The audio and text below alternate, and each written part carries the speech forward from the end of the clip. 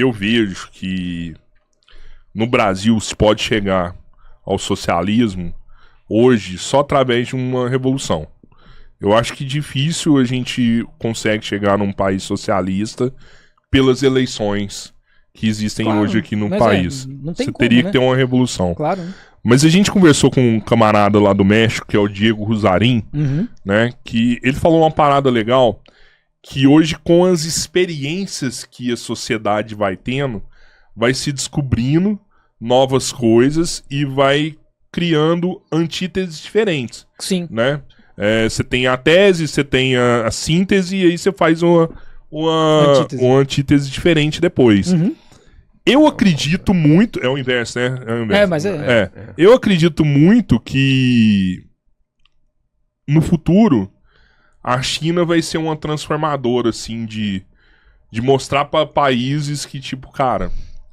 A solução é um socialismo. Olha o que fez aqui na Isso China. já é hoje, né?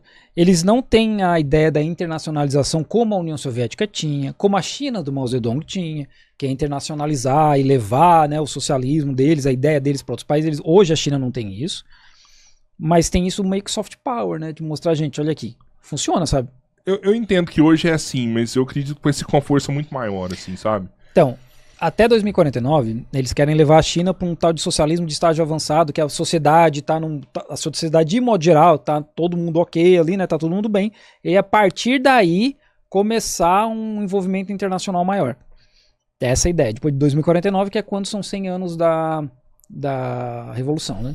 E é por pensar assim que eu acredito que é inevitável, assim, o capitalismo ele vai ser superado em algum momento. Não tem como, ele vai ruir, né?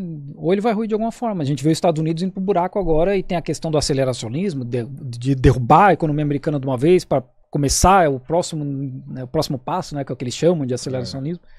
Então, a China, ela representa o fim do capitalismo. Não tem como, é hoje não, né? Hoje não, porque assim... Então, eu ia falar, mas a China, ela, muito do que ela é parte do capitalismo que existe lá dentro. No socialismo os meios de produção são dos trabalhadores, certo? Uhum. Na China hoje não é assim, né? Na China é uma porcentagem da China boa é do governo, o governo controla, né? E aí, de certa forma o governo representa o povo, mas não é toda a China, né? Então por isso que nem os chineses se definem como socialistas. Desculpa, a China não se define como um país socialista, mas em sim caminhando para um socialismo. Isso, em transição. Sim. Então essa é a ideia, Você tem né? que passar por essa transição. Claro, né? E até porque existe o capitalismo, por isso que você precisa passar pela transição, né? Porque se não existisse o capitalismo, você já ia ser direto. É o que Elias fala, né? É a superação do capitalismo. Exato. Então, e aí é onde eu falo que é inevitável, cara. Mas inevitável. O que eu acho, e aí eu acredito de verdade, é que se a China vira realmente esse exemplo mundial do que é o melhor padrão, não o perfeito, porque a perfeição nunca vai existir, mas um padrão a ser copiado, é que ela caminha em passos largos de sucesso, que ela conseguiu aliar o que o capitalismo teve de bom ali dentro, e ela é muito capitalista, tanto é que ela negocia com o mundo inteiro. Sim.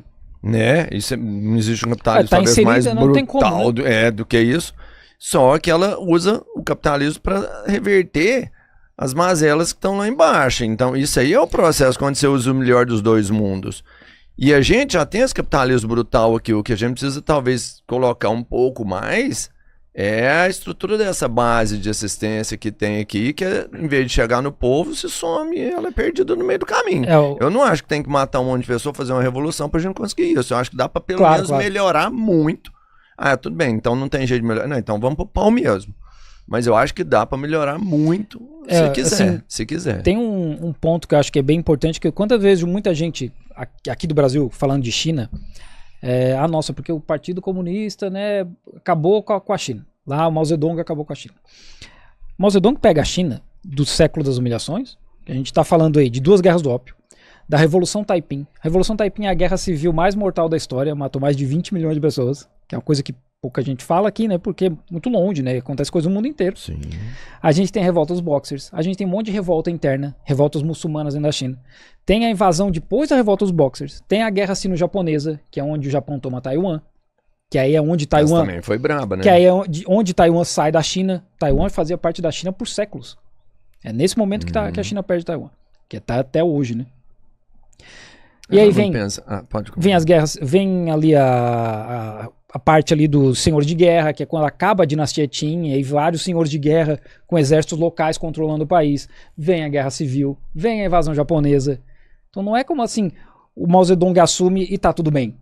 Pegamos um país zeradinho, todo mundo bem nutrido.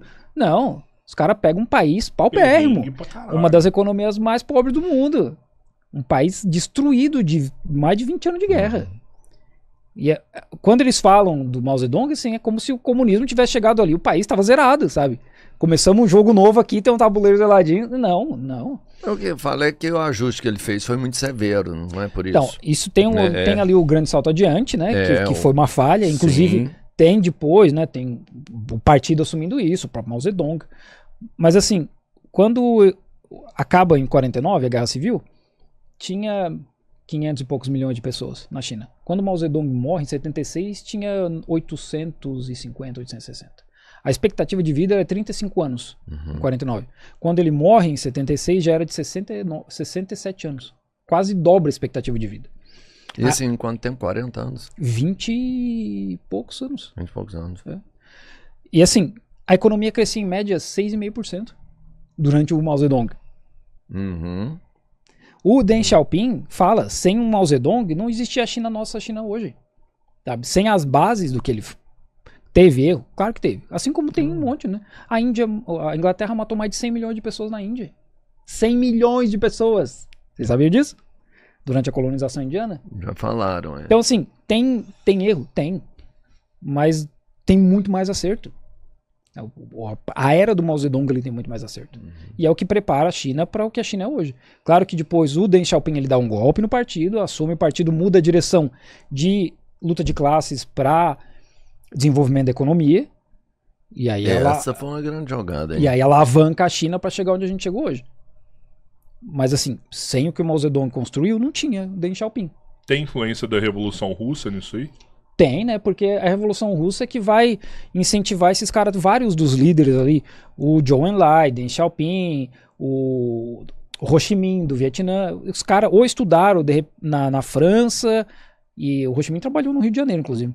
Olha só. Ou eles tiveram contato ou estudaram na Rússia e tiveram contato direto com os russos, mas o Partido Comunista da Rússia, ele que patrocina ali, ajuda a criar a primeira academia militar do Partido Nacionalista, depois que vai se juntar com o Partido Comunista, que é lá na cidade que eu moro, inclusive. Então tem um envolvimento muito forte desde o começo.